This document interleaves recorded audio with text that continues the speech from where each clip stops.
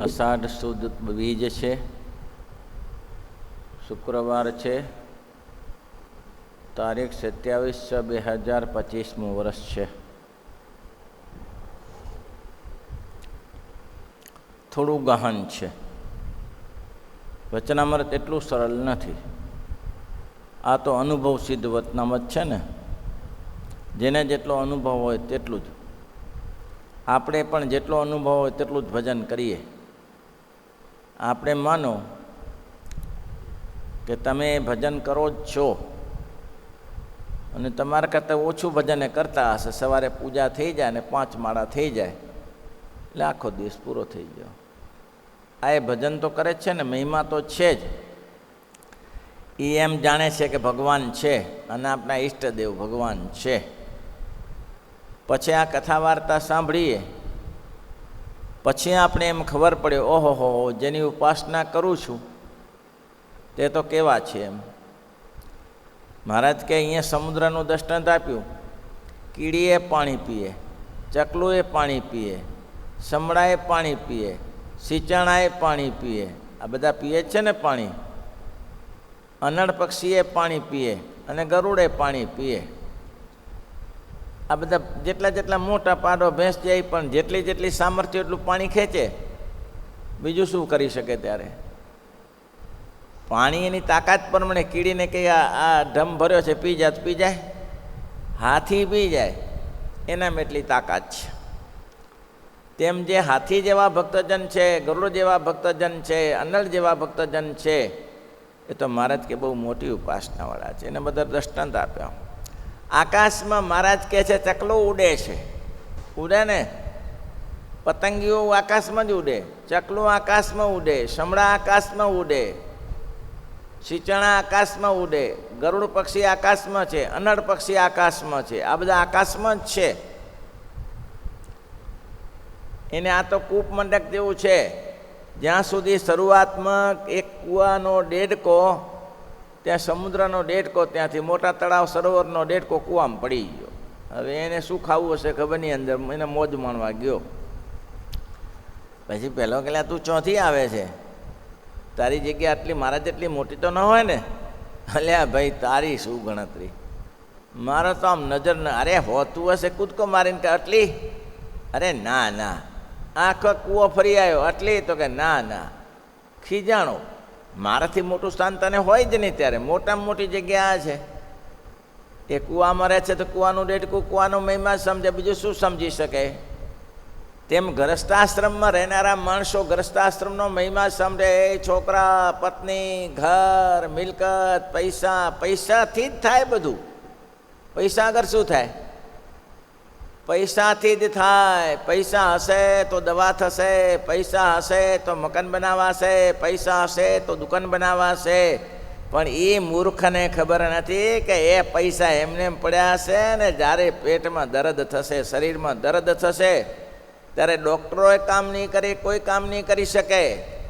એ તો દવા આપશે, ઇન્જેક્શનો આપશે, તારું દર્દ નહીં મટાડી શકે. ત્યારે ક્યાં જઈશ? ત્યારે ઈશ્વરનું શરણું. દીનાનાથ ભટ્ટ પાસે નહોતું આમોદના? બધું જ હતું. કેટલી શક્તિ હતી, સામર્થ્ય પણ હતી, વિદ્યા પણ, સરસ્વતી પણ હતી. પણ જ્યારે એની દીકરીને ભ્રમરાક્ષસ કર્યો ત્યારે શું કરી શક્યા? એક શરણું ભગવાનનું સ્વીકારવું પડે. એટલા માટે કહે છે તો કે ભગવાન બધું કરી દે, તો કે ભગવાનમાં અપાર શક્તિ પડી છે. મહારાજની ઉપાસના કરો. આ લોકનું જોશે તો આ લોકનું આપશે, પરલોકનું જોશે તો પરલોકનું આપશે. જેવી જેવી તમારી ઉપાસના, તમારી શુદ્ધતા નથી આપતા એવું બનતું જ નથી. તમે જો નિષ્કામ ભાવે ભગવાનની સેવા કરશો તો ભગવાન રાજી થઈને તમને અક્ષરધામની પ્રાપ્તિ કરાવશે. બહુ શુદ્ધ રાજી થઈ જશે ભગવાન. અને તમારે જો સકામ ભાવના હશે તો ભગવાન આપશે. તો કે સકામ ભાવનાથી ભક્તિ કરાય તો કે બીજે ભીખ માગો એને કરતાં ભગવાન પાસે ભીખ માગો ને. બીજે ભીખ માગવા જાઓ કે મને 5000 આપજે, અને ઓલો કે મારે અત્યારે વેત બેસેવો નથી. તમે થોડા મોડા બળ્યા એટલે ઉપાધિ હતી એમાં થોડી વધારે દીધી. પાછી કાલે આવી ગયા હત ને તો મારે તો પૈસા આપવાના જ હતા, મેં આજે જ બીજાને આપી દીધા. બોલો, પેલાને કેવું થાય? અરે એક દિવસ માટે હેરાન થયું. એક દિવસ ઓલો પેલાને આપવા જ નહોતા. એક દિવસ શું 25 દિવસ થાય તોય, પણ આપણે ખરખરામાં નાખે ને, ખોટા રીતે ચિંતામાં નાખે. એટલે એ પૈસા કામ નથી કરતા. એટલે મારે કે સકામ ભક્તિ કરાય તો કે કરાય. કેમ તો કે સકામ ભક્તિ જગતની પાસે ભીખ માગવા કરતાં ભગવાનની પાસે ભીખ માગવી એ સારી વસ્તુ છે. તે મહારાજે પછી અહીંયા દ્રષ્ટાંત આપ્યા. નૂનપણું સમજાતું જાય છે, જેમ જેમ મહિમા સમજાતી. એક દ્રષ્ટાંત સરસ મહારાજે એક આગળ અપાઈ ગયું. મહારાજ કે નાના છોકરાને કોડીમાં રસ હોય ને, એ કોડી રમતા હોય, પછી એલા નાના નાના પગથી કૂબા બનાવીને રમતા હોય, અને એ જો કૂબો કોઈ તોડી નાખે તો કેટલા ખીજાય, કેટલા રડે. હવે એ જો છોકરું સાંજ પડતા તો ઘર ભેગું થઈ જાય, પોતે તોડી નાખે ને. એવા છોકરા કોડીથી રમે, પછી એને પૈસાનો મહિમા ખબર પડે, એટલે કોડીઓ ભેગી કરવી બંધ કરે અને પૈસા ભેગા કરવાનું શરૂ કરે. 1 રૂપિયો, 2 રૂપિયા, 13 રૂપિયા. પછી એને રૂપિયાનો મહિમા સમજાય. પછી તો 100 રૂપિયા ને 200 રૂપિયા ને 500 રૂપિયા ભેગા કરે. પછી એને વધારે લાખોનો મહિમા. પછી એને એમ થાય આમાંની લાખ હોય ને તો બહુ સરસ, આમાં કામ થઈ જાય. જીવને તૃપ્તિ ના થાય કોઈ સંતોષ થાય. પૈસેથી સંતોષ કોઈને થયો ન વિત્તે ન તૃપણીઓ મનુષ્યો લપસ્વામય વિત્ત મદેક્ષ ચેતવા. ગુરુ દત્તાત્રેય જદુપ્રતે કહે છે કે આ દુનિયામાં પૈસાથી સંપત્તિથી કોઈ તૃપ્ત થયો નથી અને તૃપ્ત થશે નહીં. હજી સુધી કોઈ તૃપ્ત થયો નથી અને તૃપ્ત થશે નહીં. અને જો કોઈ તૃપ્ત થઈ ગયો સંપત્તિથી તો એ મહામુક્ત છે, કાંતિક ભક્ત છે. ઘણાય છે, કંઈ કરવું નથી, ભગવાન ભજી લો ભાઈ. આ બધું ચાલ્યા પાછળ ચાલે નહીં, એમને એમ રહે. તો એમને એમાં આસક્તિ નથી, તો એ તો મહારાજ કે એકાંતિક ભક્ત છે ને અક્ષરધામનો મોક્ષ છે. બાકી આ જગતમાં કોઈ એવો જીવ નથી. તત્સૃષ્ટ કોનમાં ખંડિત ધી પુનાન. આ જગતમાં જે જન્મ્યો છે પુરુષ, એને કયા વિષયો નથી જોતા, બધા વિષય જોશે. એટલે મહારાજ કે એનો અંત નહીં આવે. પછી એને જ્યારે સોનું મળે ત્યારે એને ખબર પડે કે હવે સોનું લઈ લેવાય. પૈસા પડ્યા, સોનું બગડે નહીં, એમાં કાટ ના લાગે. પૈસા ઘણા પડ્યા તો લોખંડ ના ખરીદી લે કોઈ, સોનાના 2-3 પાટલા ખરીદે, કારણ કે એ બગડશે ને એને કાટ નહીં ચડે, લોખંડને તો કાટ ચડી જશે, એનો મહિમા.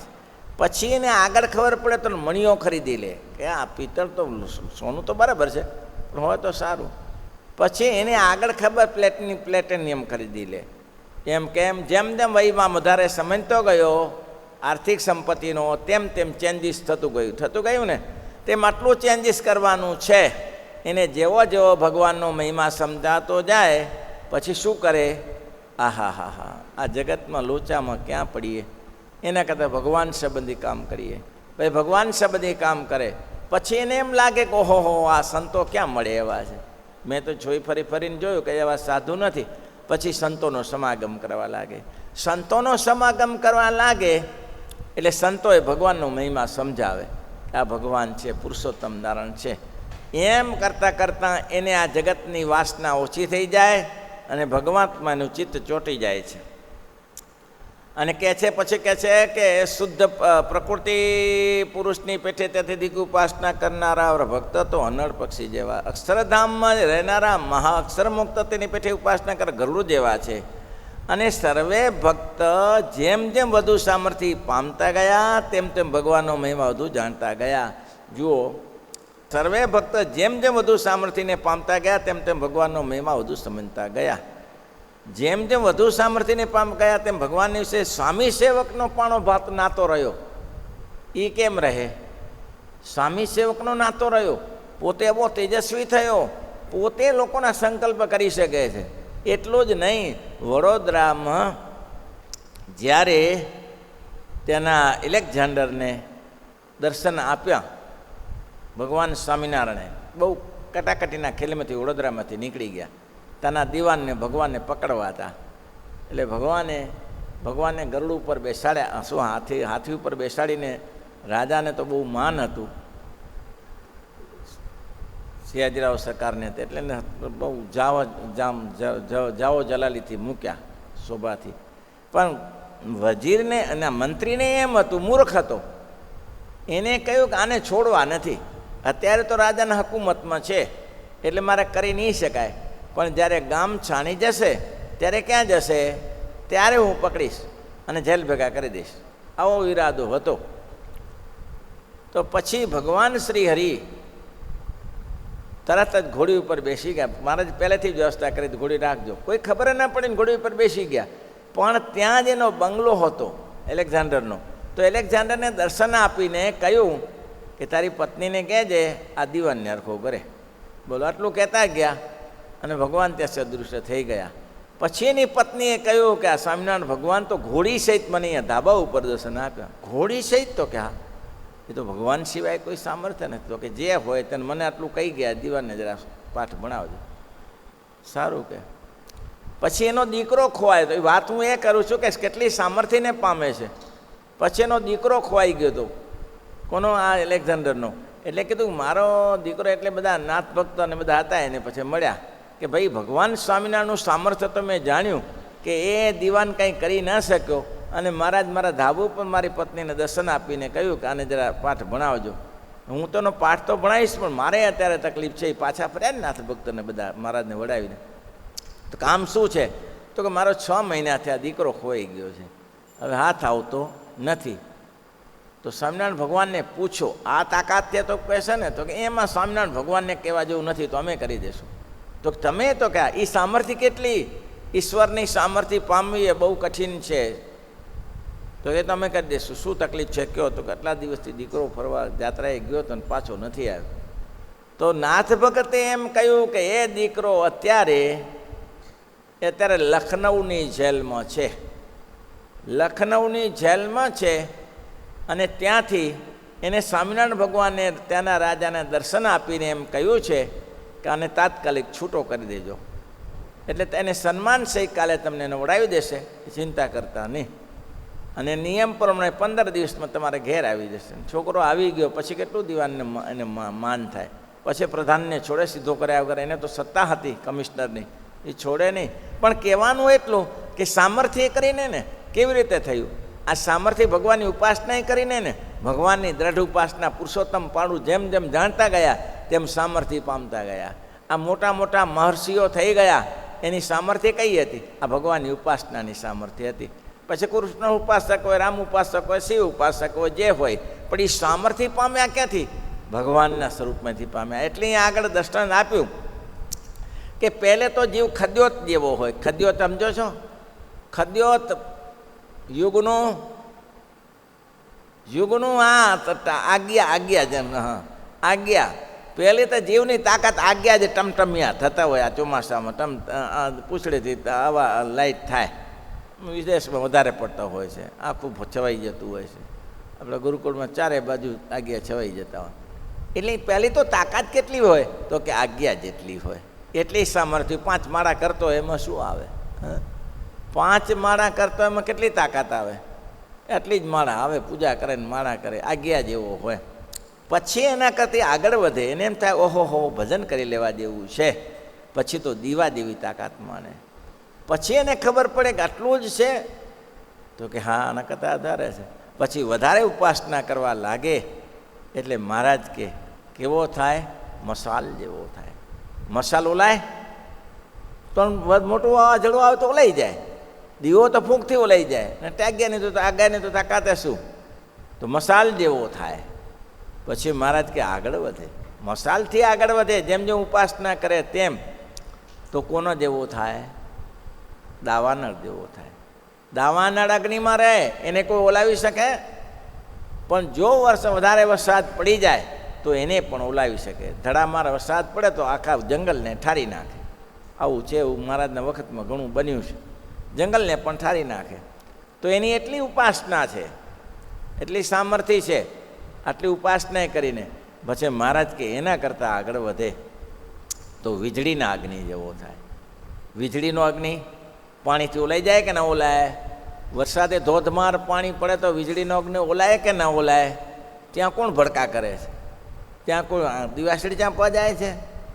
તો એ વીજળીના અગ્નિ જેવા સમર્થ થાય છે. જેમ વીજળીનો અગ્નિ ઓલાતો નથી, એને કોઈ પરાભવ ના કરી શકે, એને કોઈ પરાભવ ના. દોસા તાઈ એક ફેરા નિશ્ચય થઈ ગયો. આ હા હા, જેતલપુર રસ્તામાં એક ફેરા દોસા તાઈને નિશ્ચય થઈ ગયો મુસ્લિમ જ્ઞાતિના. સ્વામિનારાયણ ભગવાનની સ્વારી નીકળી. કોઈકને વર્ષો લાગે અને કોઈકને બહુ ઝડપી થઈ જાય. મુમુક્ષુ જીવ હોય ને પૂર્વના, એને ચિનગારી કાફી હોય. મુમુક્ષુ જીવને એક તણખો નાખ્યો દાખલો ભડકો થઈ જાય. જેમ કે ઘાસની મોટી ગંજી હોય, એમાં એક તણખો નાખી તો આખું ઘાસ સળગી ભડભડા લઈ જાય, સળગી જાય ને. તેમ એને જે પૂર્વનો મુમુક્ષુ જીવ છે એને તો ભડકે કામ થાય છે. કેમ?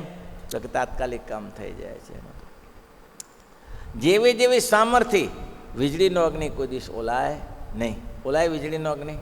કઈ વાત કરતા હતા? હા, દોસાતાઈની. વીજળીનો અગ્નિ ઓલાય? દોસાતાઈની શક્તિ કોઈ રોકી શકે? દોસાતાઈને એક જ વાર સવસીજી મહારાજનું દર્શન, જેતલપુરની સ્વારી નીકળીને દર્શન થયું. ખેતરમાં કપાસ વીણતો માણસ ભાગ્યો ત્યાંથી. લે, હા, જો કેવી કેવી સામર્થ્ય છે, કેટલા જીવનો જોગ. અનેક જન્મ સંસિદ્ધ તત્વ જાતિ પરમગતિ એક વસ્તુમાં ના થાય ભાઈ. અનેક જન્મનો સિદ્ધ હોય પછી જન્મ તો ગમે તે મુસ્લિમને ત્યાં લે કે હિન્દુને ત્યાં લે, પેલે સામાન્ય કોમર્સ. પણ માણસ ત્યાંય મુક્ત થયા છે ને. સગ્રામ કઈ જ્ઞાતિમાં મુક્ત થયો ને મુક્ત. ભગવાન યોગભ્રષ્ટ જીવ હોય.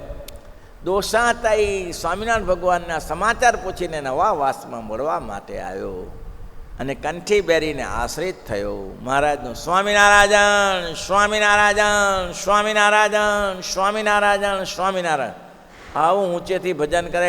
ઘરના કંટાળ્યા કે આપણે મુસ્લિમ તાઈ કહેવાઈએ ને આ ક્યાં દોષો લાગ્યો છે, આ તો ઉપાધિ કરશે, આબરૂ જશે સમાજમાં, આપણે ગામના વડીલ છીએ. દોસાને સમજાવ્યો પણ દોષો સમજે નહીં. સમજાય પછી જેને મહિમા સમજાઈ ગયો એ ભાઈ નીલું છમ ખેતર જુએ અને ગાયને ખાવા ન મળ્યું હોય. ગાયને ખાવા ન મળ્યો નીલું છમ ખેતર જુએ, ગાય ઝાલી જલાય? અલે દિવાલો કૂદીને પહોંચી જાય. એક તો ભૂખી થયેલી છે અને સામે આવું નીલું છમ ખેતર છે, એ છોડતી હશે?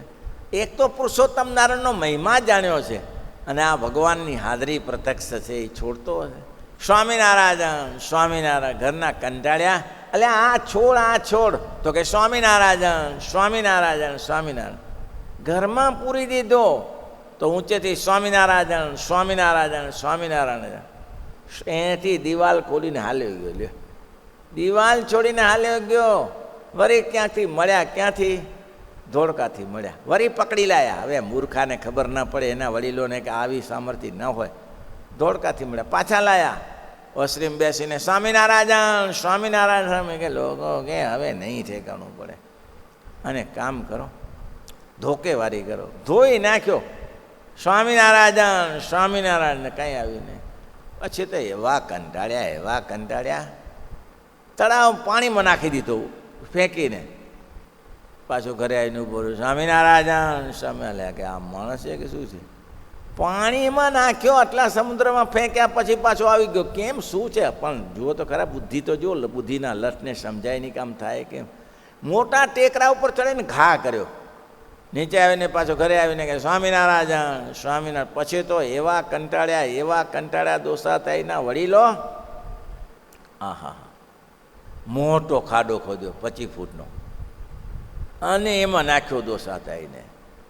માથે નાખ્યા કાંટા, એના ઉપર નાખ્યા પથરા અને પછી માટી નાખી દીધી, થોડા જડા ઉપર મૂકી દીધા. આ અચ્યુતમ કહેશમ, હવે ક્યાં જશે કે? ઘરે આવ્યા. દોસો ઓસરીમ બેસીને કે સ્વામિનારાયણ સ્વામિનારાયણ. આ શું પાછું? આ શું? દાટી નાખ્યો તો એ પણ દોસાતાઈનો બાપ સમજી ગયો. જગતમાં લોકો એમ કહે છે કે ખુદા પૃથ્વી ઉપર આવતા નથી, પણ આ ખુદા સિવાય કોઈની તાકાત નથી. એક વાત નક્કી છે, આને મારું જતન કરવું જોઈએ મારે. એનું આવી સામર્થ્ય કૂવામાં નાખી દીધા પછી હવે આને કોઈને હાથ નહીં લગાડવા દો. પછી તો એનો બાપો ભજન કરતો થઈ ગયો. આવું ભજન કરે એને ભગવાન પ્રત્યક્ષ મળ્યા. જો લોકો કે ના, પણ સ્વામિનારાયણ ભગવાન પ્રત્યક્ષ ભગવાન જ છે. આના સિવાય આ થાય નહીં, શક્ય નથી. આવું બની ન શકે ભાઈ, આવું બનતું હશે પછી તો બહુ ધ્યાન રાખે, બહુ ધ્યાન રાખે. જમાડે, ખવડાવે, ભગવાનની જેમ સેવા કરવા લાગે. એક દિવસ એના બાપુજી ઓસરીમાં બેઠા છે અને દાદો રૂમમાં છે, જે દોસાતાઈ, અને ઊભા થયા. એના બાપાએ જોયા કે દોસો ઊભો થયો. દોસો ઊભો થઈને રૂમનો દરવાજામાંથી ના આવ્યો, એમને બહાર નીકળી ગયો. દોસાતાઈ કે ગયો? એના બાપા કે ગયો ક્યાં? દોસો ક્યાં ગયો? પછી કોઈ કે કીધું કે હવે દોસો તો ક્યાં ગયો શી ખબર, પણ આ દિવાલ વચ્ચેથી નીકળી ગયો. અરે ભાઈ, દિવાલ વચ્ચેથી નીકળાતું હશે? દિવાલ વચ્ચેથી નીકળી ગયો, નહીં કાણું નહીં કાંઈ, આમને સોસરો નીકળી ગયો. કોઈ કે કીધું વડતાલ જાઓ. વડતાલ ગયા, પૂછ્યું મારો દોસો અહીંયા આવ્યો છે? ના ભાઈ, દોસો તો અહીંયા, એ મારો દોસો દિવાલ વચ્ચેથી નીકળી ગયો, મને જોતા જોતા જ નીકળી ગયો, અહીંયા નથી આવ્યો તો કે ના. કોઈ કે કીધું ગોપાળાન સામે પૂછો. ગોપાળાન સામે ટેલિવિઝન જેવું ખાતું હતું. ગોપાળાન સામે પૂછ્યું કે આ દોસો ખોવાનો, તો કે એ ચિંતા કરવા જેવું નથી, બદ્રિકાશ્રમમાં ગયો છે. એમ તો કે હવે 6 મહિના તપ કરીને પાછો આવશે અને પછી તમને મળશે.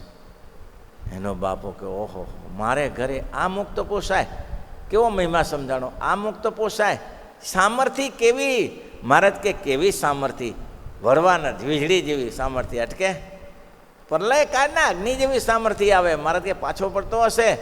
પછી તેના બાપાએ વિચાર્યું કે આને કાંઈ રોકાય નહીં, અને ગુણાતીતાનંદ આટલી સામર્થ્ય પામ્યા પછી મહારાજ કે સ્વામી સેવકપણું ટળતું નથી. સ્વામી સેવકપણું ટળ્યું નહીં. જૂનાગઢમાં એક જ કૂવો અને 250-300 સંતો રહે. જૂનાગઢમાં કૂવેથી પાણી નીચેને સ્નાન કરવાનું. 200 વહેલો ઉઠીને પૂજા પાઠ કરે, 2-2:30 વાગે, અને 5, 3:30, 4 વાગે આવી જાય પાછો, અને દરેક સંતને ડોલો સીંચીને નવડાવે. આખી જિંદગી ગુણાતીતાન સ્વામી સેવા કરી. દાસત્વપણું મટ્યું કે હું એ ભગવાનનો ભક્ત છું ને આ એમ છે, મારા એને શું? મહારાજ કે સ્વામી સેવકનો પણ નાતો મટે ને. કેવું સરસ રચનામત છે ભાઈઓ. સ્વામી સેવક પણ નાતો ન મટે. શ્રીપતિ શ્રીધર